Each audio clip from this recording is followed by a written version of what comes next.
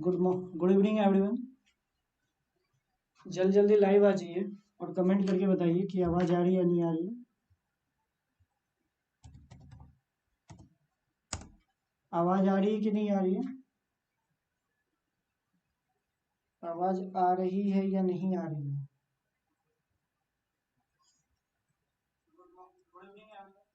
चलिए जल्दी लाइव आ जाइए।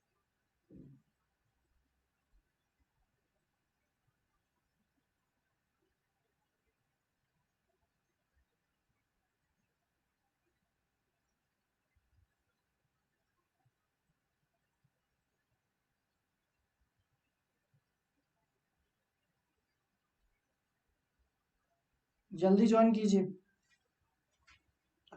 कमेंट करके बताओ आवाज़ आ रही है या नहीं आ रही है। मैं एक बार देख लेता हूँ क्योंकि आप लोग कमेंट तो नहीं कर पा रहे हैं।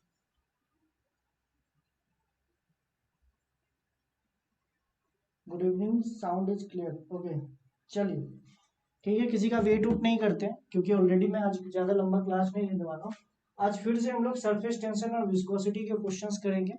तो देखते हैं। सबसे पहला जो क्वेश्चन है आप लोगों का, ये वाला क्वेश्चन मैं फिर से बता रहा हूँ, ध्यान से सुनिएगा। इसमें एक एरर हो गई थी मेरे से। इस क्वेश्चन में याद कीजिए कि मैंने क्या बताया था। अगर आपको याद होगा तो इस क्वेश्चन में मैंने ये बताया था कि अगर याद होगा कि नीचे की ओर जो फोर्स लगेगा वो लगाया था T इंटू 2 पाई R इंटू cos 60। याद होगा ये मैंने लगाया था। इसमें 2 का मल्टीप्लीकेशन और होगा। ध्यान से सुनिएगा क्यों होगा, क्योंकि ध्यान से सुनिएगा। इस क्वेश्चन में जो कल मैंने ये वाला बताया था, अगर यह क्वेश्चन आपको दिख रहा होगा, ये जो इस तरह का क्वेश्चन था, अगर आपको याद होगा कि एक बबल है, क्योंकि बबल में दो सरफेस होती है। अगर आपको याद होगा कि बबल में दो सरफेस होती है, एक तो आउटर सरफेस और एक तो इनर सरफेस। इनर तो दो सरफेस बनेगी तो ऑब्वियस सी बात है दो से मल्टीप्लीकेशन आ जाएगा। समझ रहे हैं मेरी बात को? इस क्वेश्चन में 2 का मल्टीप्लीकेशन होगा और इनटू इस तरफ हो जाएगा delta P into pi small r का स्क्वायर। अच्छा, स्मॉल आर क्या है? इस बबल का रेडियस। समझ रहे हैं मेरी बात को?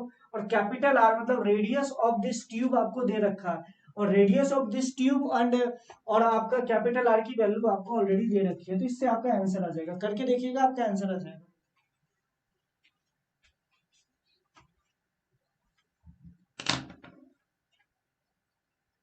ठीक है,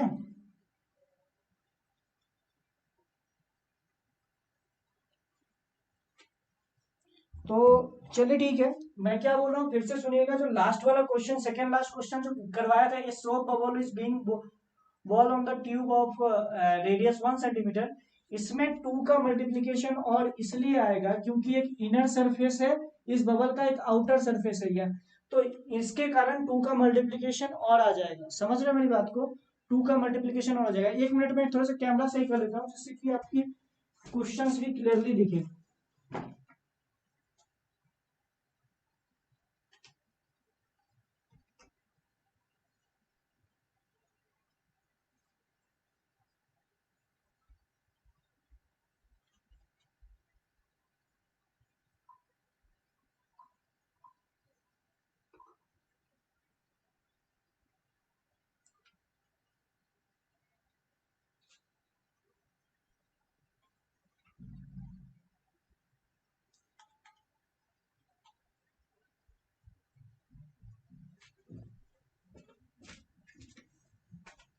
अब ठीक है?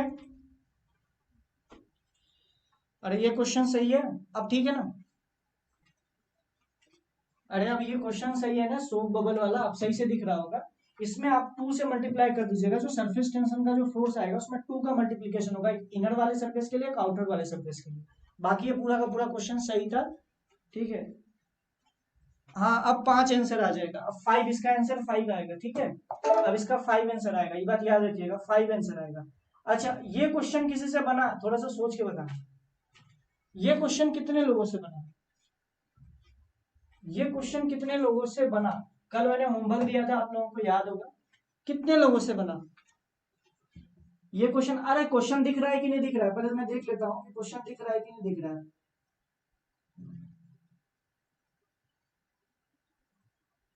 क्वेश्चन बहुत हद तक तो दिख रहा है।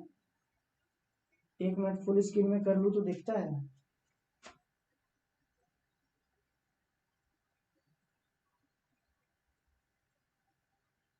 हाँ ठीक है, दिख रहा है आप लोगों को, अच्छी बात है। ये क्वेश्चन आप लोगों से बना क्या, एक बार बताइएगा, कमेंट कर करो और बताओ कि ये क्वेश्चन आप लोगों से बना या नहीं बना। ये वाला क्वेश्चन आप लोगों से बना या नहीं बना।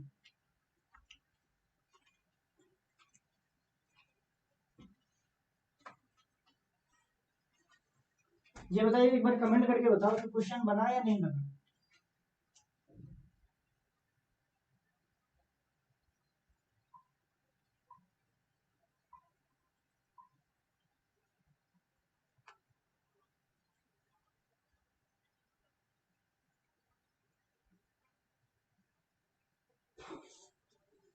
अब थोड़ा और डार्क किया हूं,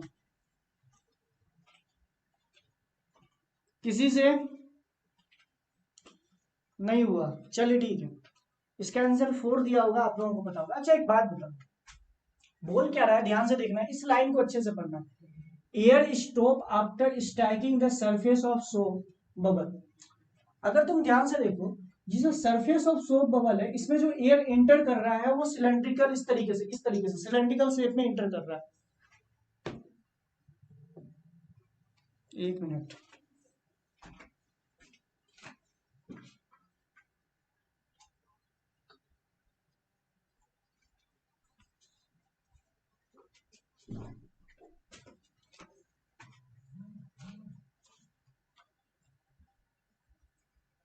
ठीक है ठीक है, अरे ठीक है, आ जाएगा, एक मिनट। मैं अब ये बोलने की कोशिश कर रहा हूँ, ध्यान से सुनना। इस क्वेश्चन का मेन जो इंपॉर्टेंट लाइन है, उसको मैं येलो से पकड़ रहा हूँ, येलो से कर रहा हूँ। The radius of the spherical bubble, पहले तो ये दे रखा है, दूसरा दे रखा है air stops after striking the surface of soap bubble. मतलब एयर जैसे ही स्ट्राइक कर रही है सोप बबल से, इसकी वेलोसिटी 0 हो जा रही है। उसके बाद क्या बोल रहा है, ध्यान से देखिएगा। A bubble is formed boiling the air with a bubble is formed by the boiling air with the speed v in form of cylinder। Cylindrical form में एयर इसके तरफ एंटर कर रही है, मतलब ये आपका सिलेंडर बन रहा है, सिलेंड्रिकल फॉर्म में एयर जा रही है। उसके बाद यहां से टकराने के बाद ऑब्वियस बात है, एयर इधर उधर फैल जा रही है। आपको ये बोलने की कोशिश की जा रही है। अच्छा एक बात बताओ, मैं अगर ये निकाल दूं कि इसके अंदर का प्रेशर कितना है, इसके अंदर का प्रेशर कितना है, प्रेशर क्या होता है, अगर मैं एक कंटेनर की बात करूं, एक कंटेनर की बात करूं, तो अगर तुम ध्यान से देखो प्रेशर क्या होता है, अगर तुमने केटीजी में पढ़ा होगा तो आपको एक बात पता होगा कि कंटेनर के वॉल पे पर यूनिट टाइम में पर सेकेंड जो आपका पर सेकेंड जो आपका पर यूनिट टाइम में पर यूनिट एरिया में पर सेकेंड जो आपका एयर की मॉलिक्यूल जो मोमेंटम में जो ट्रांसफर करती है, उसी को हम लोग प्रेशर बोलते हैं। अगर आपको याद होगा तो प्रेशर इसी के तरीके से बोला जा सकता है। अगर तुम ध्यान से देखो, इसमें एयर कंटिन्यूअसली टकरा रही है, अगर एयर कंटिन्यूअसली टकरा रही है तो ऑब्वियस ही बात है, ये जो एयर इसमें प्रेशर ये फोर्स लगा रही होगी और वो per unit area is what, pressure कहलाएगा। लॉजिकल बात है, प्रेशर तो यही होगा ना।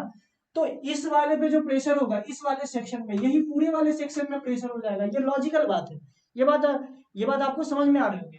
तो मेरा ये कहने का मतलब है, अगर तुम ध्यान से देखो तो फोर्स को आप क्या बोल सकते हो, फोर्स को लिख सकते हो, अगर आपको second law of Newton law पता होगा तो डीपी बाई डी टी, मतलब rate of change of momentum is called press force. अगर आप ध्यान से देखो, ये जो एयर इस वाले एरिया पे टकरा रही है, वो कितना फोर्स लगा रही होगी, उसको आप कैसे निकाल सकते हो, डीपी बाई डी टी। अगर तुम ध्यान से देखो, अगर मैं इसको ऐसे बोलूं कि dt की वैल्यू 1 पुट कर दूं तो क्या बोल सकते हो, f की वैल्यू आ जाएगी dp।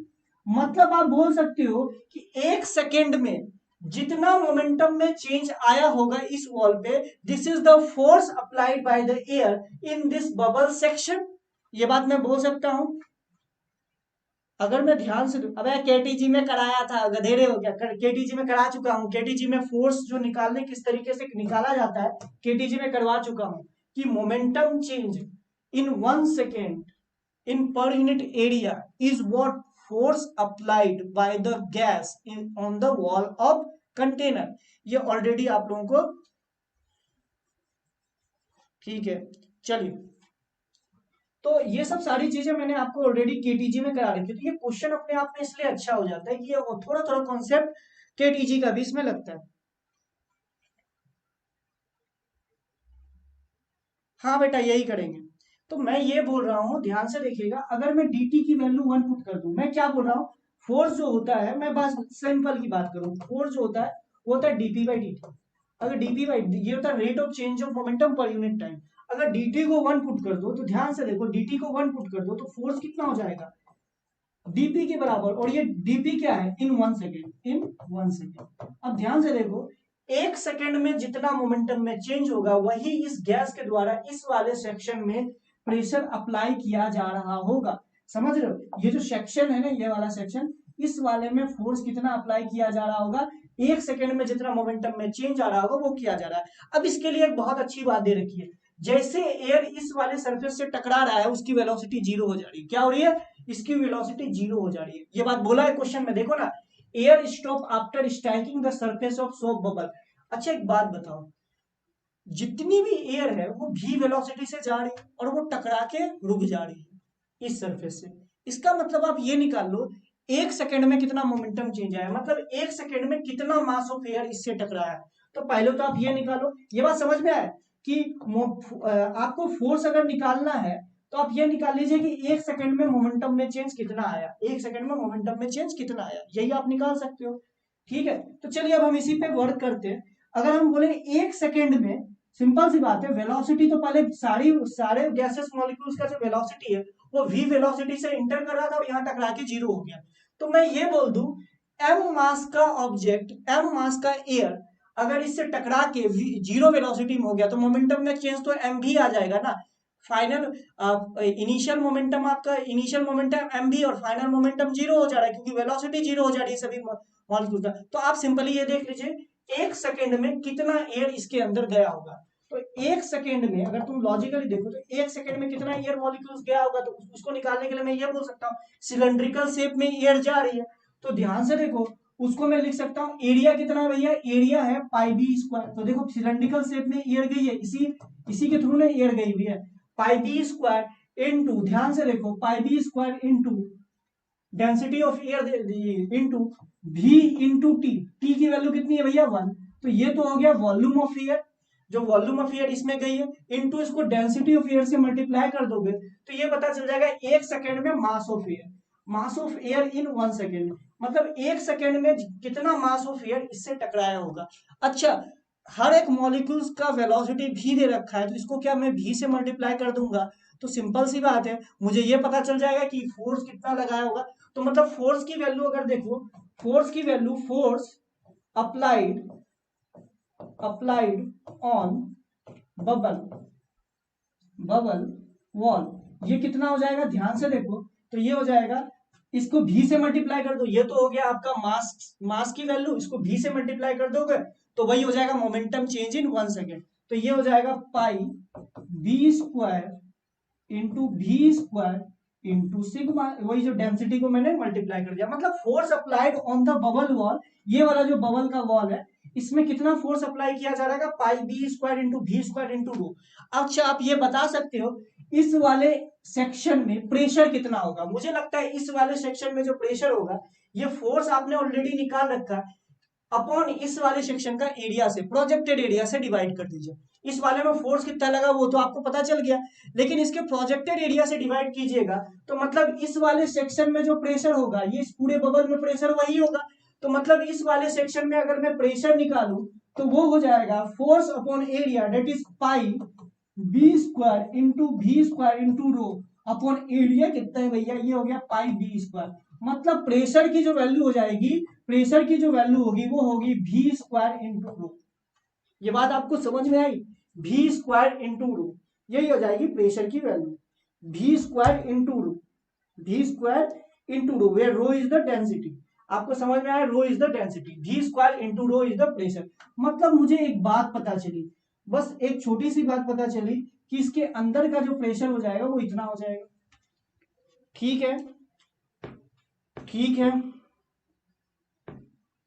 समझ रहे हो मेरी बात को, ये आपका प्रेशर है। अच्छा एक बात बताओ, ध्यान से सुनना, मुझे लगता है ये जो प्रेशर होगा ना, अगर तुम ध्यान से देखो, अगर ये टकरा के जो वापस आई, ध्यान से सुनना, तो आपको समझ में आएगा, ये असल में इस वाले वॉल पे प्रेशर नहीं एक्स्ट्रा प्रेशर लगा रहा होगा। एक्स्ट्रा प्रेशर हम इसको कैसे बोल सकते हैं, समझना मेरी बात को। एक्स्ट्रा प्रेशर इसलिए बोल सकते हैं, जेई एडवांस ग्रुप में, अबे जेई एडवांस लिंक वाले ग्रुप में तो भेज चुका हूँ ना, लॉजिकल बात है, देख लेता हूँ। जेई एडवांस लिंक वाला जो ग्रुप है उसमें भेजा हूँ। हाँ, जेई एडवांस के लिंक वाले ग्रुप में तो भेज ही चुका हूँ, तो उसमें भेजने की क्या जरूरत है, सारे बच्चे लिंक तो आप लोगों को बोला भी गया था। लिंक जो है वो आपके लिंक वाले ग्रुप में ही रहेगा ना। अरे लिंक तो लिंक वाले ग्रुप में ही भेजा जाएगा, समझ रहे हो मेरी बात को। अच्छा, ये जो प्रेशर है ना असल में एक्सेस प्रेशर होगा, क्योंकि ध्यान से देखो यहाँ का प्रेशर पी नॉट है और यहाँ पे जो प्रेशर लग रहा है ध्यान से देखना, this is the extra pressure. जो एक्स्ट्रा प्रेशर लगाया गया है वही ना लगेगा। अगर लॉजिकली सोचो तो इन सब ईयर्स का तो प्रेशर पी नॉट पहले से ही था, जो आप बाहर से फूक रहे हो। इसने एक्स्ट्रा कितना एक्स्ट्रा प्रेशर आपने लगा दिया, एक्स्ट्रा प्रेशर की वैल्यू तो ये। असल में इसको देखो तो this is excess pressure. What? Excess pressure. Excess pressure क्यों?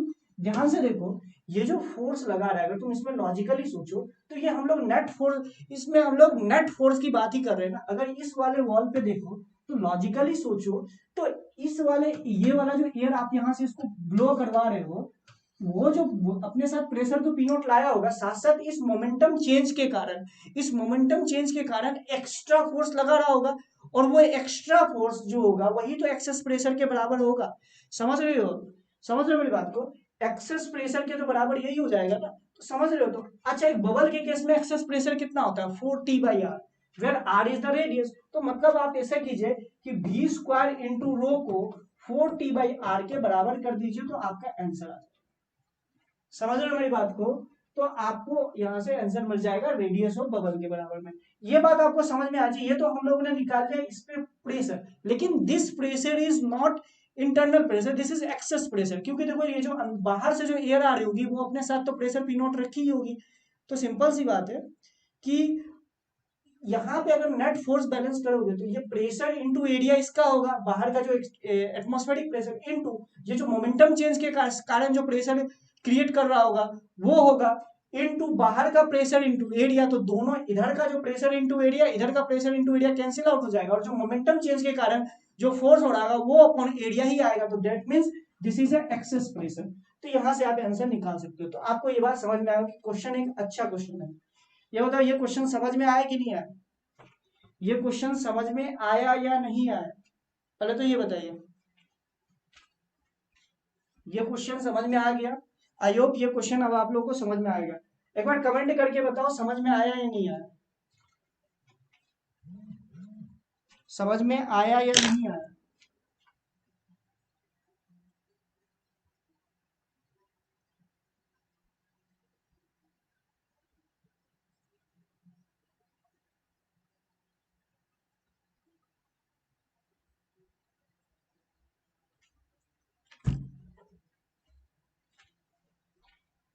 हाँ, क्वेश्चन अच्छा क्वेश्चन था। This is the best question on surface tension, जिसको कि केटीजी से मिक्स करा दिया गया था। या फ्लूइड के हिसाब से भी कर सकते थे कि अगर कोई फ्लूइड v वेलोसिटी से मूव कर रही है और किसी सरफेस पर टकरा है तो वो कितना फोर्स अप्लाई कर रही है, फ्लूइड में भी आप लोगों ने देखा होगा। ठीक है, चलिए ये छोड़, लॉजिकल बात है। एक्स्ट्रा कितना प्रेशर ये अप्लाई करेगी उसकी वैल्यू इतनी आती है रो v स्क्वायर के बराबर। अगर आपको याद होगा तो फ्लूइड में भी आपने पढ़ा होगा, rho v square is the pressure applied by the fluid when it is going to with velocity v है। समझ रहे हो मेरी बात को? ये इतना प्रेशर आप लगा सकते हो। ठीक है, चलिए ये दूसरा क्वेश्चन भी हो गया। अब ये वाला क्वेश्चन थोड़ा सा ट्राई कीजिए। ये this is the one of the best question on surface tension. ये फिर से एक सरफेस टेंशन का क्वेश्चन है, एक बार इसको ट्राई कीजिए।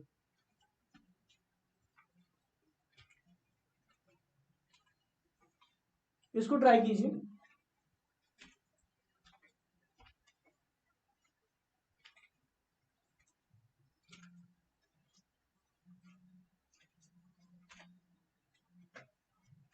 ट्राई कीजिए इस क्वेश्चन को। इस क्वेश्चन को और भी बहुत तरीके से कर सकते हैं, लेकिन मैं आपको बोलूंगा अभी आपसे जैसे हो रहा है वैसे कीजिए, फिर मैं देखता हूँ इस क्वेश्चन को। ठीक है, ट्राई कीजिए इस बार, इसको एक बार।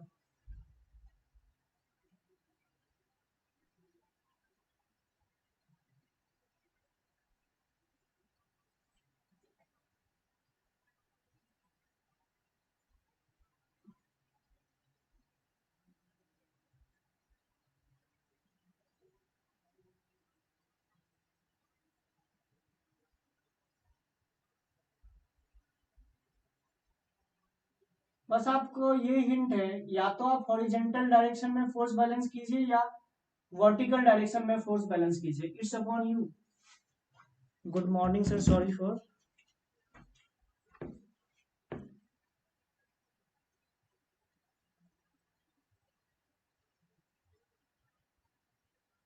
इस क्वेश्चन को एक बार ट्राई कीजिए, अगर ना बने तो कोई बात नहीं, लेकिन देखते हैं। बस इस क्वेश्चन का हिंट ये है, या तो हॉरिजेंटल डायरेक्शन में या तो वर्टिकल डायरेक्शन में फोर्स को बैलेंस कराने की कोशिश कीजिए, तो आपका आंसर आ जाएगा। या तो हॉरिजेंटल डायरेक्शन में फोर्स को बैलेंस करवाओ या तो वर्टिकल डायरेक्शन में फोर्स को बैलेंस कराओ, दोनों से आंसर सेम आएगा।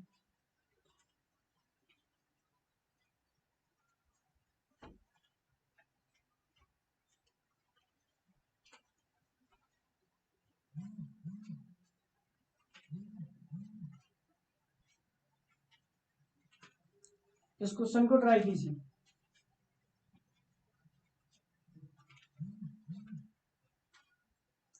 अब ये मिनिस्कस, ये क्वेश्चन पढ़ के समझ में नहीं आ रहा है कि ये मिनिस्कस ही तो है।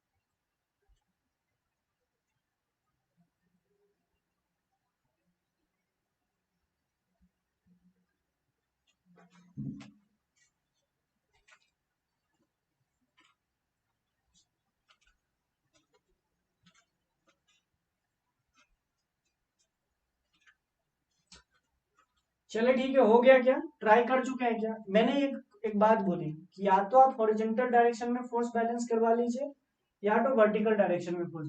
सरफेस टेंशन की वैल्यू एस दे रखी है, तो कोई दिक्कत नहीं है।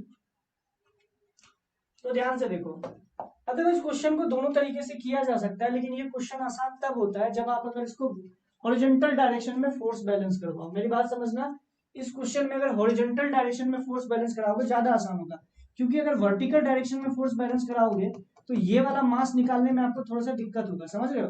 इसका एमजी भी तो लेना पड़ेगा ना, और एमजी तो नीचे लग रहा होगा। तो अगर तुम इसका फोर्स बैलेंस कराओगे तो ये एमजी आपका इधर लगेगा, ऊपर की ओर सरफेस टेंशन का फोर्स। उसके अलावा जो वर्टिकल डायरेक्शन में भी तो मतलब प्रेशर का भी तो इस तरफ कुछ फोर्स का कंपोनेंट आएगा, एटमॉस्फेरिक प्रेशर का भी तो कुछ कंपोनेंट आएगा, समझ रहे हो? तो तीन फोर्स बैलेंस होंगे। इसी तरीके से अगर आप हॉरिजेंटल डायरेक्शन में, पहले तो मैं आपको समझा देता हूँ, ये मैंने आपको वर्टिकल डायरेक्शन में अगर हम फोर्स बैलेंस कराए तो पहला तो इसका एमजी आ जाएगा, ये जो ऊपर वाला जो सेक्शन है इसका एमजी आ जाएगा। ऊपर की ओर सरफेस टेंशन का फोर्स टी इंटू एल या एस इंटू एल आ जाएगा। सिंपल सी बात है, एयर का जो प्रेशर इस पे ऐसा लग रहा होगा, तो प्रेशर इनटू यहाँ का एरिया, प्रेशर इनटू यहाँ का एरिया, यहाँ से आप पता कर सकते हो। तो इसमें दिक्कत क्या होगी, ये वाला लेंथ कितना लोगे आप, ये वाला लेंथ कितना लोगे, ये आपको दिक्कत होगी। समझ रहे हो मेरी बात को? तो यहाँ से ये सारी चीजें दिक्कत होगी, ठीक है? तो इसलिए थोड़ा सा दिक्कत क्या है कि ये वाला मास निकालना, इंटू जी करना, फिर टी इंटू एल तो आ जाएगा, लेकिन पी इंटू एरिया कौन सा लोगे? चलो एच, तो ये वाला लेंथ इंटू इधर वाला लेंथ, समझ रहे हो मेरी बात को? वो लेना पड़ेगा। तो ये वाला लेंथ कितना लोगे, इसमें भी दिक्कत है। चलो एच ले लेना इसको भी, क्योंकि ये एक तरीके से आप इसको बोल सकते हो सेमी सिलेंड्रिकल, मतलब सिलेंडर का हाफ पार्ट है, तो उससे भी आप कर सकते हो। चलो ठीक है, इसका लेंथ आप एच ही मान लेना, इससे निकालना आपका आ जाएगा। दूसरा, मैं आपको दूसरा तरीका क्या बता रहा हूँ, ध्यान से सुनेगा। ऑब्वियस बात है, सॉल्व कराऊंगा, ऐसा नहीं कि मैं बस निकल लिया ऐसे बोल के। दूसरा क्या होगा, अगर तुम्हें याद होगा, किसी कंटेनर में अगर लिक्विड भरा हुआ है, फ्लूइड का क्वेश्चन ध्यान से सुनना, अगर किसी कंटेनर में लिक्विड भरा हुआ है तो इस वाले वॉल पे कितना प्रेशर लगाता है, ये लिक्विड इस पे कितना प्रेशर लगाता है, वो होता है पी एवरेज इंटू इस वाले का एरिया, समझ रहे हो मेरी बात को? पी एवरेज, या आप बोल सकते हो मिड पॉइंट का जो प्रेशर इंटू एरिया से मल्टीप्लाई करते हो। याद होगा आप लोगों को, ये आप लोगों ने कर रखा है फ्लूइड में, अभी तुरंत हुआ है, तो बोल मत देना कि सर फिर से बता दो, ठीक है? ये आप लोगों को ऑलरेडी पता है, फ्लूइड में आप लोगों ने पढ़ा पी एवरेज इंटू एरिया। अगर किसी कंटेनर पे रखा हुआ है आपका लिक्विड तो साइड वाले वॉल्स पे कितना प्रेशर लगाता है, ये आप लोगों को पता है। तो मैं आपको ये बोलने की कोशिश कर रहा हूँ, इसमें देखना अगर मिनिस्कस ऐसे रखा हुआ है, लॉजिकली सोचना तो आपको समझ में आएगा। मिनिस्कस ऐसे करके, तो ध्यान से देखना, इस पे तीन तीन चीजें पे फोर्स लग रहा है। पहला तो ये मिनिस्कस है, कुछ ना कुछ इस पे फोर्स लगा रहा होगा इस वाले वॉल पे, समझ रहे हो, फ्लूइड के कारण इस पे फोर्स लगा रहा होगा, जितना ये फ्लूइड के कारण इस पे फोर्स लगा रहा होगा, ये वॉल भी इस पे इतना ही फोर्स लगा रहा होगा। मतलब अब इस वाले वाला जो मास है जिसको मैं येलो से दिखा रहा हूँ, उसमें हॉरिजेंटल डायरेक्शन में आप फोर्स बैलेंस कर दीजिए। पहला तो ये वाला वॉल इस पे कुछ फोर्स लगाएगा, उसकी वैल्यू कुछ हो जाएगी, मान लीजिएगा F1। दूसरा फोर्स क्या हो जाएगा, ये वाला जो सरफेस यहां से देख रहे हो, यहाँ पे जो आपका लेंथ, यहाँ पे जो आपका ये जो एलिमेंट है असल में ऐसे करके, ध्यान से देखिएगा तो आपको समझ में आएगा, ऐसे करके ये वाला जो है ना, अगर तुम इसको पीछे से देखो तो ये कुछ ऐसे करके, अगर तुम लॉजिकली सोचोगे तो तुम्हें समझ में आ जाएगा। ये वाला जो मिनिस्कस है कुछ इस तरीके से, मैं फिर से इसको डार्क कलर से बना दे रहा हूं तो आपको समझ में आएगा। ये वाला जो मिनिस्कस है ना कुछ इस तरीके से है,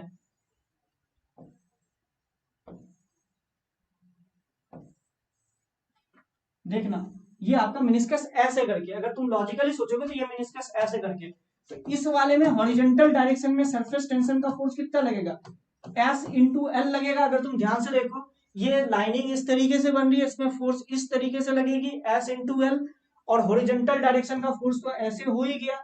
अब ध्यान से देखो, प्रेशर प्रेशर डिफरेंस के कारण, एटमॉस्फेरिक प्रेशर डिफरेंस के कारण, सिंपल सी बात है, फोर्स का ही प्रेशर का, अगर तुम ध्यान से देखो तो प्रेशर इस पे कैसे लग रहा होगा, ऐसे करके लग रहा होगा। अगर तुम ध्यान से देखो तो इसके दो कंपोनेंट हो जाएगा, एक तो वर्टिकल एक हॉरिजॉन्टल।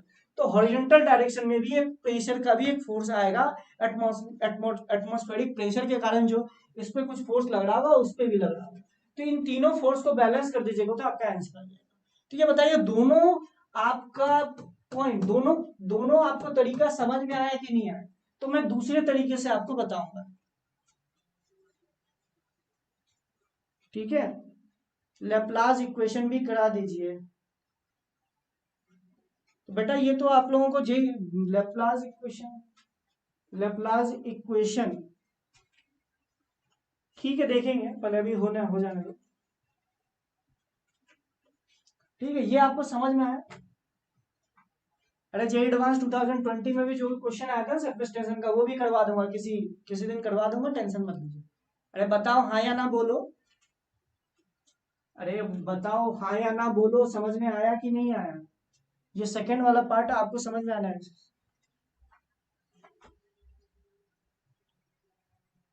ठीक है चलिए बेटा, तुम किससे कर सकते हो, अच्छी बात है, मैं जो तुमको सिंपल तरीका बता रहा हूँ उससे करो, ठीक है। चलिए इस क्वेश्चन को फिर अब हम लोग दूसरे तरीके से करते हैं, हॉरिजॉन्टल डायरेक्शन में फोर्स बैलेंस करवाते हैं।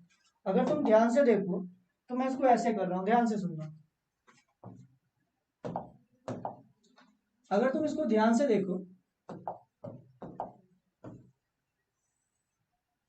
ये ऐसे करके, तो इस वाले पे जो फोर्स लगेगा वो क्या लगेगा, P average into area. Area कितना हो जाएगा, इसका लेंथ L है और हाइट उस तरफ H है, तो लेंथ एरिया की वैल्यू हो जाएगी H इंटू L। अच्छा P एवरेज कितना होगा, तो अगर तुम ध्यान से देखो, अगर तुम ध्यान से देखो यहाँ पे देखोगे तो तुम्हें समझ में आएगा। इस पूरे लेवल पे जो प्रेशर है वो P0 है। अगर तुम ध्यान से देखो तो इस पूरे लेवल पे प्रेशर P0 है। अगर आप H हाइट ऊपर गए तो प्रेशर हो जाएगा P0 माइनस रो GH। तो सिंपल सी बात है, प्रेशर अगर आपको बॉटम पॉइंट और हाई पॉइंट का पता है तो पी एवरेज कितना हो जाएगा, अगर आप ध्यान से देखो इन दोनों को जोड़िए और 2 से डिवाइड कर दीजिए, तो पी एवरेज की वैल्यू हो जाएगी P naught minus of rho G H by two, या आप मिड पॉइंट का प्रेशर निकाल लीजिए, एच बाई टू पॉइंट का प्रेशर निकाल लीजिए, इससे आप निकाल सकते थे P naught minus rho G H. ये ऑलरेडी आप लोगों को, ठीक है, इस ये ऑलरेडी आप लोगों को पता है कि यहाँ पे प्रेशर आपका कितना हो गया। अगर तुम ध्यान से देखो इस पूरे लेवल पे प्रेशर पी नॉट है, और एच हाइट ऊपर जाओगे तो P naught minus rho G H. अरे फ्लूइड में जा रहा हूँ, एयर में नहीं जा रहा हूँ, कई बोलेंगे गधे भाई यहाँ भी तो प्रेशर पी नॉट है। अब इस फ्लूइड के अंदर यहाँ पे जो कुछ मिनिस्कस का पार्ट होगा ना, यहाँ कुछ फ्लूइड होगा, तो उस फ्लूइड के अंदर प्रेशर कितना होगा, उस फ्लूइड के अंदर जो प्रेशर होगा वो P naught minus rho G H होगा, और इस पूरे लेवल पे प्रेशर पी नॉट है। तो सिंपल सी बात है, मिड पॉइंट में, इस मिड पॉइंट में जो प्रेशर होगा P naught minus rho G H by to होगा। मतलब पी एवरेज की वैल्यू मुझे मेरे पास ये आ चुकी है, ध्यान से देखो पी एवरेज की वैल्यू ये आ चुकी है। मतलब आपका पी एवरेज हो चुका है P naught minus rho G H by two into area कितना आ चुका है, ये वाला एरिया है ये एच इंटू अंदर की ओर एल है, तो मतलब ये हो गया एच इंटू एल। मतलब यही ये वाला फोर्स जो है लिक्विड ने दीवार पे लगाया और दीवार ने इसी पे लगा दिया। समझ रहे हो मेरी बात को? अच्छा, इधर सरफेस टेंशन का फोर्स कितना हो जाएगा, ध्यान से देखिए, टी इंटू एल। ध्यान से देखो, सॉरी एस दे रखा है तो ये हो जाएगा एस इंटू एल। अच्छा, अब अगर प्रेशर देखो, प्रेशर कहां से लग रहा है, ऊपर से एटमॉस्फेरिक प्रेशर लग रहा है ऐसे करके, तो अब बताइए प्रेशर इस डायरेक्शन में लग रहा है, तो आप प्रेशर का फोर्स क्या लोगे, अगर तुम ध्यान से देखो तो प्रेशर का फोर्स क्या लोगे, प्रेशर के दो कंपोनेंट होंगे, एक तो वर्टिकल कंपोनेंट होगा, एक हॉरिजॉन्टल कंपोनेंट होगा। तो बताइए वर्टिकल कंपोनेंट कितना हो जाएगा, तुम अगर लॉजिकली सोचो तो एक बात बताना, वर्टिकल हॉरिजॉन्टल कंपोनेंट कितना होगा, लॉजिकली सोच के बताना। ठीक है, लॉजिकली सोच के बताना कितना आएगा। मुझे लगता है कि अगर प्रेशर ऐसे है, ध्यान से सुनना, प्रेशर अगर इस वाले वॉल पे देखोगे तो प्रेशर एक एक में लाइनिंग बना रहा हूं, ध्यान से सुनिएगा, उसको मैं दूसरे कलर से दिखाता हूँ, ग्रीन से दिखाता हूँ, थोड़ा सा मोटा कर देता हूं। अगर ग्रीन से ऐसे करके प्रेशर इस पे लग रहा होगा तो इस प्रेशर के दो कंपोनेंट होंगे, एक इस तरफ एक इस तरफ। तो ध्यान से देखो, तो इस प्रेशर, और ये कौन सा प्रेशर है, पी नॉट, ऐसे से करके लग रहा होगा, इस प्रेशर के दो कंपोनेंट होगा। मैं ऐसे ही बता रहा हूँ, फोर्स जो लगेगा, इस फोर्स इसमें जो फोर्स लग रहा होगा इसके दो कंपोनेंट होंगे, एक इस तरफ और एक इस तरफ। मुझे लगता है इस साइड जो फोर्स लगेगा वो लगेगा पी नॉट इंटू ये वाला एरिया, और ये वाला एरिया कितना है, अभी हम लोगों ने निकाला है एच इंटू एल। तो ध्यान से देखो, तीन तरह का फोर्स है, एक तो इस तरफ का फोर्स, एक ये वाला फोर्स। मुझे लगता है this force plus this force should be equals to this force. तो मतलब आप बोल सकते हो कि ये वाला force that is P naught minus of rho G H by two into H L plus of S into L should be equals to P naught into H L. तो यहां से आपका कहीं ना कहीं बेटा आपका यहां से एच की वैल्यू आ जाएगी, एच की वैल्यू आ जाएगी, तो मुझे लगता है के की वैल्यू आपकी 2 आ जाएगी। एच का एक्सप्रेशन निकालिए, तो मुझे लगता है पी नॉट से P not cancel out, S से देखते हैं, पी नॉट से पी नॉट कैंसिल आउट, मतलब पी नॉट से आपका पी नॉट कैंसिल आउट हो जाएगा, और यहाँ एच से मल्टीप्लाई, एल तो हर जगह से कैंसिल आउट हो जाएगा, ध्यान से देखो, तो एल तो यहाँ से गया, यहाँ से गया और यहाँ से गया, यहाँ भी पी नॉट इंटू एच चल गया, खत्म। उसके बाद अगर तुम देखो तो यहाँ से h की वैल्यू कितनी आ जाएगी, h की वैल्यू कितनी आएगी बताना थोड़ा सा,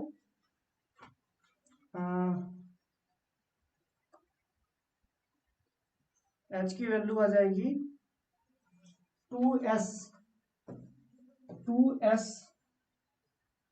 बाई रो जी रो का अंडर रूट, तो यही आपका आंसर हो जाएगा। तो k की वैल्यू 2 होगी, ध्यान से देखिए k की वैल्यू 2 आ जाएगी।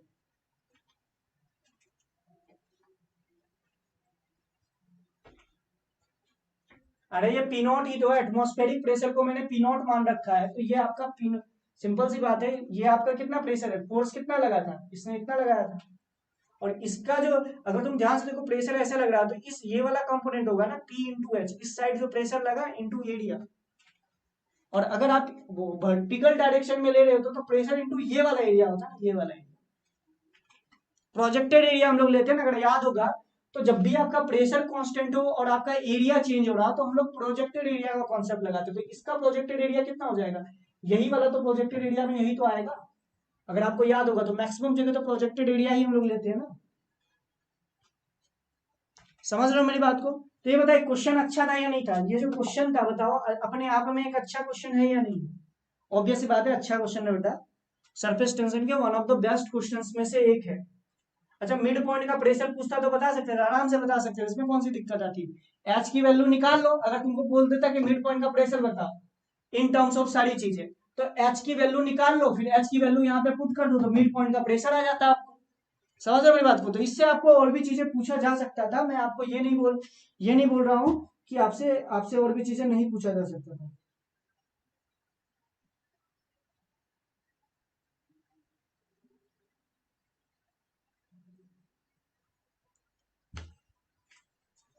चलिए ठीक है, आगे बढ़ते हैं। चलिए इस क्वेश्चन को ट्राई कीजिए, ये एक विस्कोसिटी का क्वेश्चन है, बहुत इजी क्वेश्चन है, ये होना चाहिए आपसे, ये विस्कोसिटी का क्वेश्चन है, विस्कोसिटी का फॉर्मूला बेस्ड क्वेश्चन है, एक बार ट्राई कीजिए, इसको होना चाहिए आपको।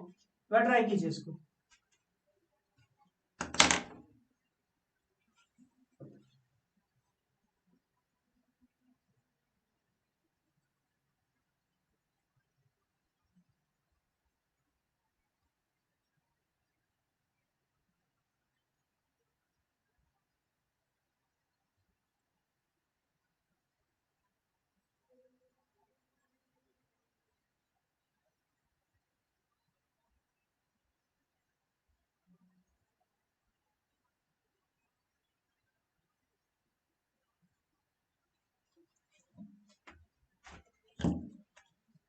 ये वाला क्वेश्चन आप लोगों को पता है, आई थिंक हो गया होगा। कुछ ने सारा कुछ दे ही रखा है। इसमें टेंजेंशियल फोर्स दे रखा है, अगर तुम्हें याद होगा विस्कस फोर्स कितना होता है, अगर तुम्हें याद होगा सब चीज की वैल्यू निकालना। एफ इज इक्वल्स टू होता है minus eta A DV by D Y. अगर आपको याद होगा यही चीज होता है। तो विस्कोसिटी की वैल्यू कितनी हो जाएगी, अगर तुम ध्यान से देखो तो विस्कोसिटी की वैल्यू हो जाएगी F by A upon D V by D Y. अगर तुम ध्यान से देखो तो ये सारी वैल्यूज दे रखी है, इसको सॉल्व कीजिए, आंसर 2 आ जाएगा। अच्छा दिख नहीं रहा होगा, चलो ठीक है बोल रहा हूँ। फोर्स की जो वैल्यू आएगी, विस्कस फोर्स जो लगता है वो ईटा ए डीबी बाई डी वाई लगता है, अगर आपको याद होगा तो। यहां से आप विस्कोसिटी की वैल्यू माइनस, तो आपको ये दिखाता है कि डायरेक्शन अपोज करता है, तो ये आप लिख सकते हो F by A upon DV by D Y. अच्छा अगर आपको डीवी बाई डी वाई की बात करो तो ध्यान से देखो, एरिया आपको दे रखा है, ध्यान से देखो, टेंजेंशियल फोर्स दे रखा है, चलो ठीक है टेंजेंशियल फोर्स आपको दे रखा है। अच्छा आपको ये दे रखा है कि 2 मीटर ऑन द रिवर, आपको दे रखा है plate is moving on the 2 metre per second, velocity दे रखा है, डीवी की वैल्यू 2 मीटर पर सेकंड दे रखा है, और डीवाई की वैल्यू आपको 1 दे रखा है। आंसर आ गया 2, आंसर आएगा इसका। ध्यान से देखा 10 रेज़ टू द पावर -2 आएगा, तो आंसर इज 2। समझ रहे हो, इसमें और कुछ बताने की बात नहीं है, आंसर 2 आ जाएगा। चलिए इस क्वेश्चन को एक बार ट्राई कीजिए, दूसरा क्वेश्चन ऑन विस्कोसिटी।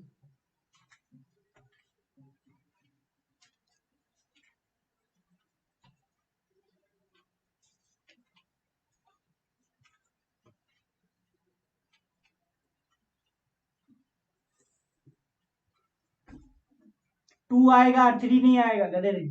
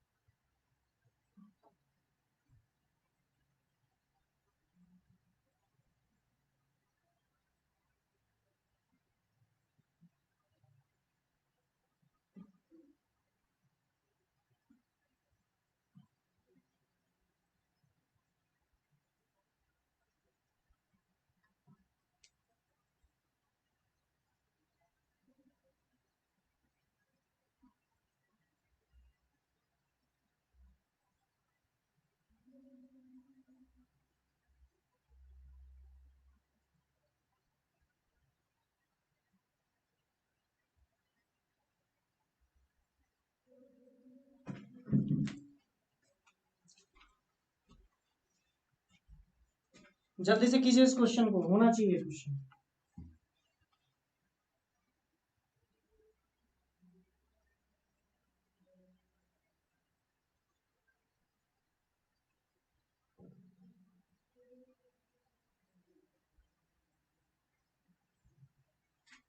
आपको पूछा क्या है, then find the distance h1 of the movable plate.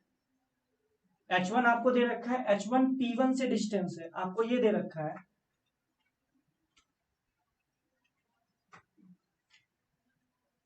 ये और P1 और P2 फिक्स है, और ये जो P है ना, हम इसको आगे पीछे कर सकते हैं, नीचे ला सकते हैं या ऊपर ला सकते हैं। तो आपसे बोल रहा है मिनिमम फोर्स कितना लगे, उसके लिए H की वैल्यू, H1 की वैल्यू क्या होनी चाहिए, ये आपसे पूछा जा रहा है। तो बहुत इजी क्वेश्चन है।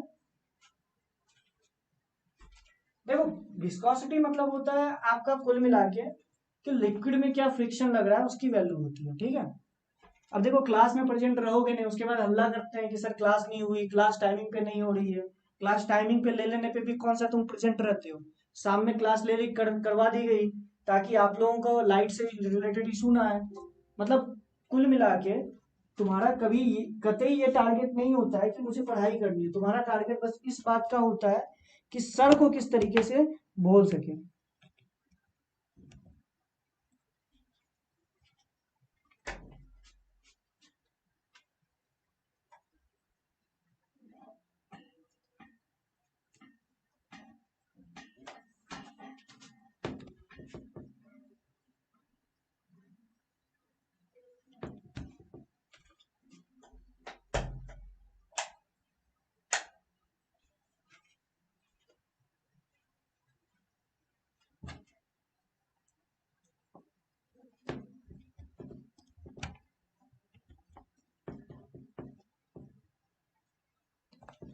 1 मिनट बैटरी।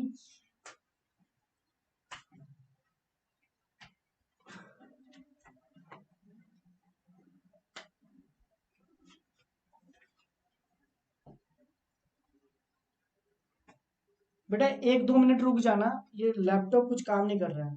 पहले तो ध्यान से सुनना, पी पे आप फोर्स निकाल लो। पी पे जब आप फोर्स निकालोगे तो लॉजिकली समझना, पी वाले प्लेट पे जो फोर्स लगा है, ये ऊपर वाले लिक्विड के कारण कुछ विस्कस फोर्स लगेगा और नीचे वाले लिक्विड के लिए विस्कस फोर्स लगेगा। अगर इस पे ध्यान से देखो, इस पे जो विस्कस फोर्स निकालोगे, लॉजिकली सोचना ये कुछ भी वेलोसिटी से मूव कर रहा होगा। अगर लॉजिकली सोचोगे तो ये कुछ भी वेलोसिटी से मूव कर रहा होगा। उस पे क्या हम लोग विस्कस फोर्स निकाल सकते हैं? बताइएगा, इस पे क्या हम विस्कस फोर्स निकाल सकते हैं? मान लेना कि इसकी वेलोसिटी भी है। इसकी क्या वेलोसिटी है? इसकी वेलोसिटी भी दे रखी है।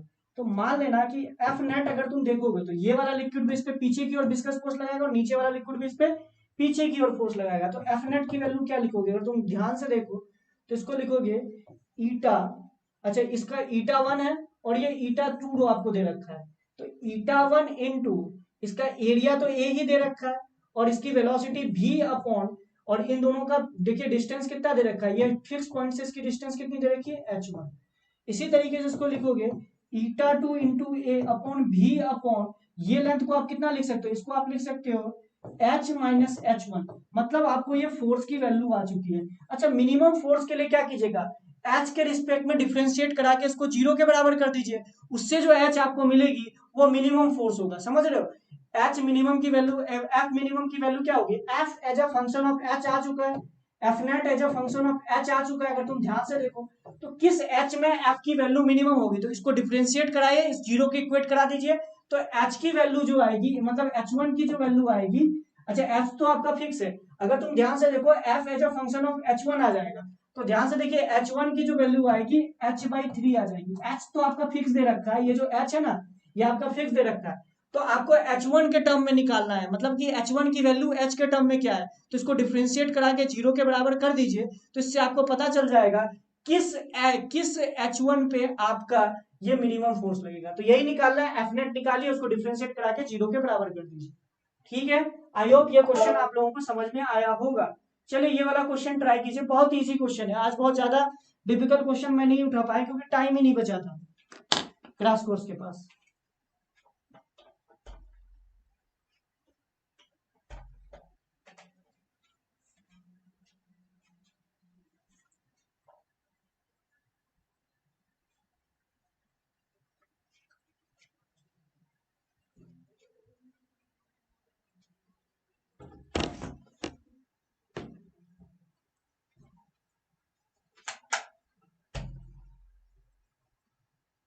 नेक्स्ट क्वेश्चन ट्राई कीजिए।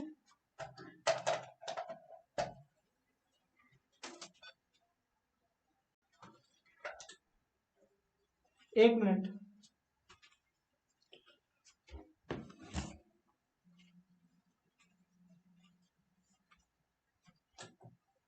नेक्स्ट क्वेश्चन आपको दिखाया था, 1 मिनट रुक जाइएगा, नेक्स्ट क्वेश्चन ट्राई कीजिएगा। तब तक मैं फिर से पीडीएफ खोल लेता हूँ।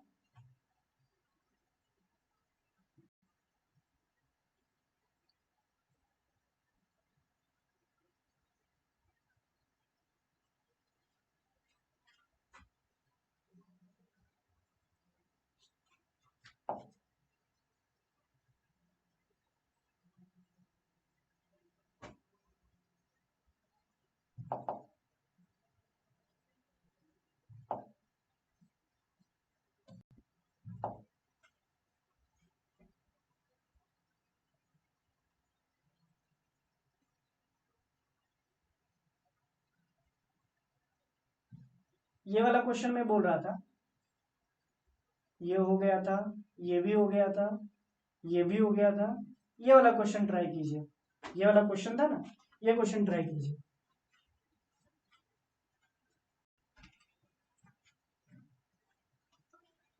ये क्वेश्चन हुआ आप लोगों से? कोई बात नहीं बेटा, अगर तुम लोगों को कोई बात नहीं।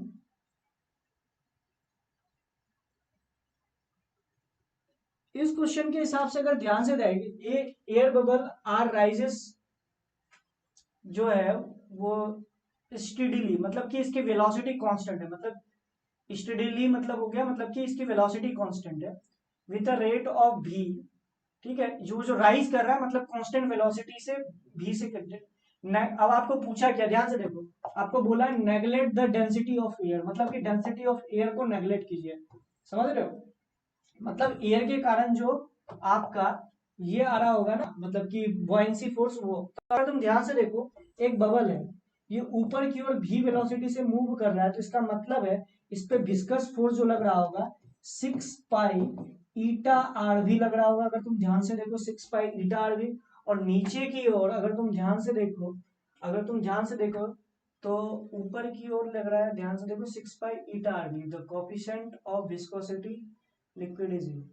तो आपसे पूछा क्या जा रहा है, दूसरा आपसे पूछा रहा है air bubble of radius rising steadily with the liquid. अच्छा, नीचे अगर तुम ध्यान से देखो, नहीं नहीं, विस्कस फोर्स जो है नीचे लगने लगेगा, क्योंकि mg जो है ना, mg जो फोर्स है वो जीरो के बराबर लग रहा है, अगर तुम लॉजिकली सोचो, क्योंकि mass of air, density of air जो है ना, वो हमने जीरो मान लिया है। अच्छा एक मिनट, वाइट से करता हूँ, मैं क्या बोल रहा हूँ फिर से बता रहा हूँ, ध्यान से सुनिएगा।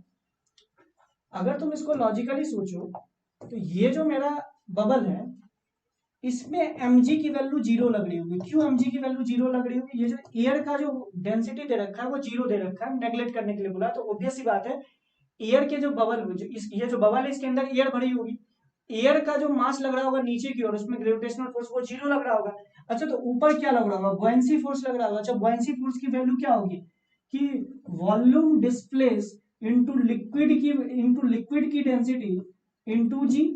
अच्छा, अगर ऊपर की ओर बुयांसी रख रहा है और mg लग ही नहीं रहा है, तो सिंपल सी बात है विस्कस फोर्स नीचे की ओर लगेगा, जिसकी वैल्यू होगी 6 पाई ईटा आर भी। तो ध्यान से देखिए, इन दोनों को वैल्यू को इक्वेट करा दीजिएगा। अच्छा, वॉल्यूम डिस्प्लेस कितना आ जाएगा, यह आ जाएगा 4/3 pi R cube into density of liquid is rho, आपको दे रखा है density of liquid is rho, into g is equals to 6 pi eta R भी।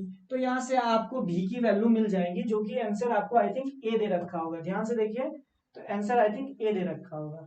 अगर यहाँ से भी की वैल्यू निकालोगे तो आराम से निकल जाएगा, और आंसर क्या दे रखा है बेटा, ए दे रखा है। चलिए अब इस लास्ट क्वेश्चन को कीजिए, क्योंकि अब मैं भी थक गया हूँ कंटिन्यूअसली 2 क्लास लेके, तो इस लास्ट क्वेश्चन को कीजिए और फिर हम लोग चैप्टर को खत्म करते हैं। ऑब्वियस सी बात है, विस्कोसिटी में मैं बहुत अच्छे क्वेश्चन अभी नहीं करवाया हूँ, एक दिन मैं बीच में करवा दूंगा, जिस दिन मिक्स सेशन लूंगा ना, मिक्स सेशन जिस दिन लूंगा, उस दिन विस्कोसिटी में आपको और भी अच्छे अच्छे क्वेश्चंस करवा दूंगा। मेरे पास इतना टाइम नहीं बचा था बेटा कि मतलब कि अच्छे अच्छे क्वेश्चंस ढूंढ पाऊँ, तो जितना मेरे को मिला कि लगा कि थोड़ा बहुत एडवांस में आ सकते हैं, बहुत इजी इजी क्वेश्चंस, वो मैंने उठा लिया। तो इसलिए मैं बोलूंगा कि चलिए कोई बात नहीं, जब भी मुझे टाइम मिलेगा तो मैं विस्कोसिटी के रिलेटेड और भी क्वेश्चंस करवा दूंगा। ठीक है, विस्कोसिटी से रिलेटेड और भी क्वेश्चंस करवाने हैं, उसकी टेंशन मत लीजिएगा। जैसे सरफेस टेंशन से रिलेटेड तो मैंने आपको अच्छे अच्छे क्वेश्चंस करा दिए, बहुत बेहतरीन बेहतरीन क्वेश्चंस करवाए हैं, बेहतरीन। मानते हो कि नहीं मानते हो बेटा, बताना सबको ही कि बेहतरीन क्वेश्चंस करवाए कि नहीं करवाए। अभी ऐप में अपलोड हो जाएगा ये लेक्चर भी, तो अगर आप लोग ऐप में देख रहे होंगे, मैक्सिमम बच्चे तो ऐप में ही देखेंगे, तो जरूर नीचे में कमेंट करके बताना कि जो क्वेश्चंस करवाया हूँ बेहतरीन क्वेश्चंस करवाया हूँ या नहीं करवाया हूँ। सरफेस टेंशन में, विस्कोसिटी में भी करवा दूंगा नेक्स्ट सेशन में। और तुम लोग जो लोग लाइव देख रहे हैं वो लोग जरूर बताना कि क्वेश्चंस अच्छे लगे कि नहीं, सरफेस टेंशन में लगा कि नहीं, मतलब कि भाई मतलब लग गया अच्छे से।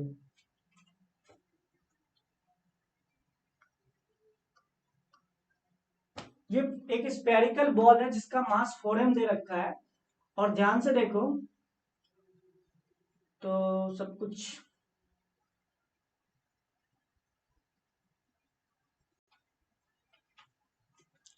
यार तुम लोग इतने कम बच्चे प्रेजेंट रहते हो ना, तो मुझे मतलब सच बता रहा हूँ यार, मतलब मैं भी अब यही कर दिया करूंगा, रिकॉर्ड कर लूंगा किसी समय सुबह या रात में कभी भी रिकॉर्ड कर लूंगा और इसी तरीके से डाल दिया करूंगा। क्योंकि यार मतलब ये तुम ही लोग बच्चे थे कि कल मतलब इतनी गंदगी फैलाए ग्रुप में कि क्लास टाइम पे नहीं हो रही है, ये नहीं हो रही है, वो नहीं हो रही है। जब क्लास टाइम पे होती है तो फिर तुम्हारे प्रेजेंट होने के लाले लग जाते हैं। तो मतलब यार ये तो मतलब समझ रहे हो ना, मतलब कौन सी पंथी है, बोल नहीं सकता हूँ कि मतलब तुम प्रेजेंट ना रहो, लेकिन अगर टीचर से अगर इलेक्ट्रिसिटी इशू के कारण या कोई इशू के कारण अगर थोड़ा सा गलती हो जाए, मतलब क्लास अगर वो थोड़ा सा डिले ले ले, तो तुम्हारी मतलब कि तुम बस चल जाते हो उस पर कि नहीं तुमने क्यों गलती की। ये सब गलत आदत है। जब आप इतने ज्यादा सिंसियर हो, जब इतने ज्यादा टाइम को लेके पंचुअल हो, तो फिर आप क्लास में भी प्रेजेंट रहा कीजिए। This is not good thing. अगर इस तरीके से करोगे ना बेटा, तो लॉजिकल बात है कि ना तुम्हारा मतलब जेई में सिलेक्शन तो भूल ही जाओ। मैं साफ साफ बोल रहा हूँ, जब तक आपके अंदर सिंसियरिटी, कई लोग सोचते हैं पता है क्या है कि मैं रिकॉर्डेड देख लूंगा। तो मेरा ये कहने का मतलब है कि जो तुम यहाँ पे एक्चुअली करवा क्या रहा हूँ, मैं आपको टाइम भी दे रहा हूँ प्रॉपर, और आप जाके क्वेश्चंस को सॉल्व कीजिए। लेकिन आप लोग क्या करते हो, लॉजिकली सोचना कि वहां पे जाके पहली बात तो आप क्वेश्चंस की प्रैक्टिस करते नहीं हो, देखते देखते हो डायरेक्टली क्या करते हो कि सॉल्यूशन जाके देखते हो। तो ये अच्छा नहीं है। देख रहे हो 8 बच्चे प्रेजेंट है, जो कि लॉजिकली कितने बच्चे जेई एडवांस क्लास कोर्स में है, मिनिमम 150 के आसपास, 150 से 200 के आसपास हैं बच्चे जो क्रैश कोर्स में ज्वाइन कर चुके हैं जेई एडवांस क्रैश कोर्स को। लेकिन प्रेजेंट कितने रहते हैं, 5 से 10। ये देखो सीरियसनेस लेवल है। बाद में क्या, यही 5 से 10 जो बच्चे कंटिन्यूअसली रेगुलरली प्रेजेंट रहते हैं ना बेटा, इन्हीं का रिजल्ट आएगा। बाकी के जो तुम लोग हो ना, बाद में तुम्हें रीजन अपने आप, आज की क्लास में मैं बोल रहा हूँ, हर दिन नहीं बोलूंगा, ये बात याद रखना तुम लोग, कि अंत में तुमको आंसर मेरे इस वीडियो से मिलेगा कि आपका सिलेक्शन क्यों नहीं हो पाया। अगर किसी को मतलब मोबाइल नेटवर्क की प्रॉब्लम थी या बैटरी खत्म हो गया तो वो अलग बात है, वो करना चाह रहा था। कुछ बच्चे इंटेंशनली, ठीक है, और कुछ बच्चे इंटेंशनली नहीं रहते हैं, तो उसको लास्ट में पता चलेगा। बाद में पता है क्या होता है, कोई भी इंसान होता है ना, वो अपनी गलती नहीं मानता है। लॉजिकल बात बता रहा हूँ, अगर तुमसे गलती अगर हुई है, तुम उस चीज को एक्सेप्ट करोगे, तो तुम एक अच्छे इंसान हो। लेकिन अगर तुम अपनी गलतियों को दूसरे पे थोप रहे हो, तो फिर बाद में तुम यही बात बोलोगे, अरे वो तो अच्छे से, वो लोग तो अच्छे से पढ़ाता ही नहीं था इसलिए हमारा सिलेक्शन नहीं हुआ, कहीं और पढ़ते तो बहुत अच्छा सिलेक्शन हो जाता। ये बात नहीं देखी कि तुम पंचुअल नहीं थे, तुम हर दिन पढ़ाई नहीं करते थे, तुम लाइव क्लास में प्रेजेंट नहीं रहते थे।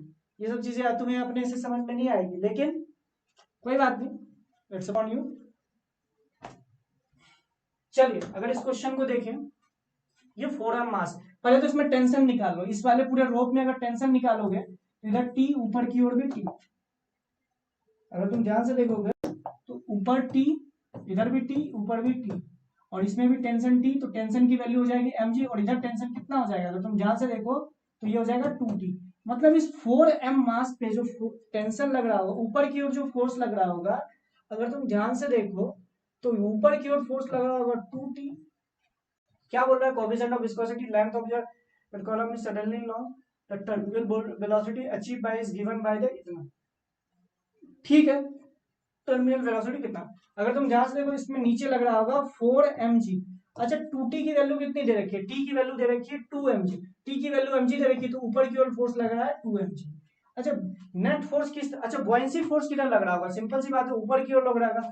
बॉयंसी फोर्स कितना लग रहा होगा, ध्यान से देखिए, volume displace into density into g, ऊपर की ओर लग रहा है, तो नेट फोर्स देख लीजिए, नेट फोर्स किधर आएगा, उसके अपोजिट डायरेक्शन पे आपका आपका विस्कस फोर्स आ जाएगा। अगर तुम इन तीनों फोर्स को देख लो, नेट फोर्स किस तरफ आ रहा है, उसके अपोजिट डायरेक्शन पे आपका विस्कस फोर्स आएगा। Answer A is not correct बेटा, answer A is not correct, answer A is not correct, answer A correct नहीं है।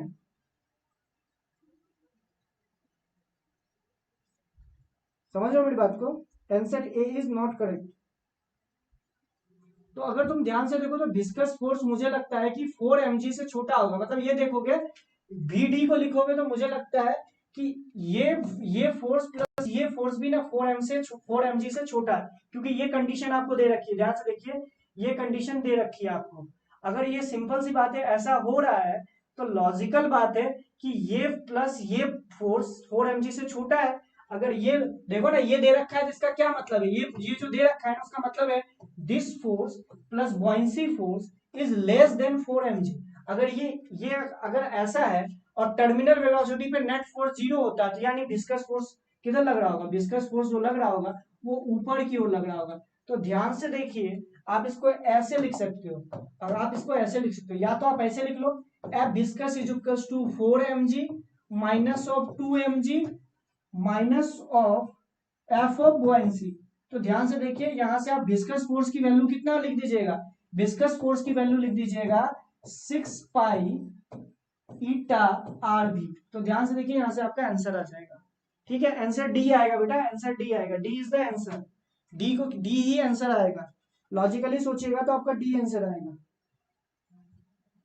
Answer is D, D answer आएगा। देखो कुछ गड़बड़ी मत करना, answer is D, answer D हो जाएगा। देखो ध्यान से देखो, तो मैं ये बोलने की कोशिश कर रहा हूँ, इस छोटी छोटी चीजों को ध्यान दीजिए। ये जो आपको क्वेश्चन में दे रखा है ना छोटा सा चीज, इसका बहुत काम है, उससे बस यही पता चल रहा है कि this force plus this force is less than 4 mg, इसलिए विस्कस फोर्स ऊपर की ओर लगेगा। क्योंकि टर्मिनल वेलोसिटी पे, टर्मिनल वेलोसिटी वो वेलोसिटी होती है जब किसी ऑब्जेक्ट पे, मतलब कि कोई ऑब्जेक्ट को, अगर स्पेरिकल ऑब्जेक्ट पे को अगर आप लिक्विड के अंदर डालो तो उस पर नेट फोर्स 0 होना चाहिए। तो नेट फोर्स 0 होने के लिए विस्कस फोर्स को ऊपर लगना पड़ेगा, समझ रहे? तो वही चीज मैंने निकाला, जो नेट फोर्स नीचे की ओर आ रहा है वो विस्कस फोर्स के बराबर आ जाएगा। चलिए आंसर इज डी। तो चलिए बेटा आज यहीं तक रखते हैं, वैसे भी आज कंटिन्यूअसली दो दो दो तीन तीन क्लासेस हो गई। ठीक है, नेक्स्ट लेक्चर में हम लोग वैसे तो मैं जेई एडवांस क्रैश कोर्स के बहुत सारे बच्चे हैं जो कि ऑलरेडी वेव पढ़ चुके हैं, तो वेव स्टार्ट करूंगा और वेव आप लोगों में थोड़ा फास्ट कराऊंगा। उसका रीजन क्या है, ध्यान से सुनिएगा। उसका रीजन एक ही है, जो बच्चे इसमें से, जो भी बच्चे हैं, जो भी बच्चे बाद में लाइव देखेंगे, तो जो भी बच्चे बाद में रिकॉर्डेड देखेंगे वो मुझे बता दीजिएगा। ऑलरेडी मैंने जेई मेंस क्रैश कोर्स में वेव जो है 2 लेक्चर करा रखा है। आप अगर बोलोगे तो मेरा ये थिंकिंग है कि 1.5 घंटे में हम एनर्जी तक कंप्लीट कर लें। तो अगर कोई बच्चा जेई मेंस क्रैश कोर्स का है तो उसको उतना जरूरी नहीं है कि वेव की जो थ्योरी वाली क्लासेस है वो कंप्लीट करे, क्योंकि ऑलरेडी मैंने उनको ऑलरेडी उतना करा रखा है। तो मैं नेक्स्ट लेक्चर से वेव चालू करूंगा, वेव वेव कंप्लीट, अच्छा सॉरी, एसएचएम कराऊंगा। पर नेक्स्ट लेक्चर से हमारा एसएचएम स्टार्ट होगा, सॉरी पहले एसएचएम होगा फिर वेव होगा, फिर जाके हम लोग करंट इलेक्ट्रिसिटी चालू करेंगे। ठीक है, या आप ऐसा, या मैं आप लोगों को ऐसा बोलता हूँ, ऐसा करते हैं, पहले करंट इलेक्ट्रिसिटी स्टार्ट करते हैं, वेव हम लोग फिर से एक बार लास्ट में कर लेंगे। इससे क्या होगा कि कुछ बच्चे जेई मेंस में वेव कर चुके हैं, तो लास्ट में जब आप वेव पढ़ोगे ना, तो इससे आपके पास एक फायदा ये होगा कि दोबारा रिवाइज हो जाएगा, तो ये ज्यादा अच्छा रहेगा, समझ रहे हो?